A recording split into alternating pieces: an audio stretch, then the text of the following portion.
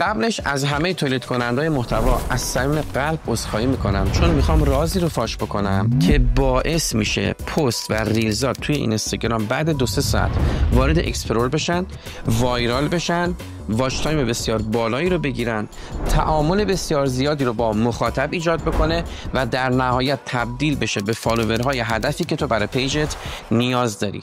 من خودم با استفاده از این پلتفرم و تکنیک تونستم برای پیج اینستاگرامم که تا 4 روز پیش فقط 277 تا فالوور داشت 15,000 تا فالوور جذب کنم، اونم فالوورهای هدف. اما میخوام به پاس اینی که 15,000 نفری شدیم و خانواده یوتیوب آکادمی تبدیل شده به یک خانواده 15,000 نفری، این آموزش رو 0 تا 100 رو در اختیارت قرار بدم، کاملا رایگان. و همچنین یک پلتفرمی رو بهت معرفی میکنم که با وارد شدن از طرف من میتونی یه اکانت کاملا رایگان توش به دست بیاری و تست بکنی آموزشی که من بهت میدم رو و بتونی پستای خودت رو باهاش وایرال بکنی. کافیه بری داخل بیوی من وارد کانال تلگرام بشی تا آموزش اونجا دریافت بکنی. حواست باشه آدرس کانال تلگرام داخل بیو هست.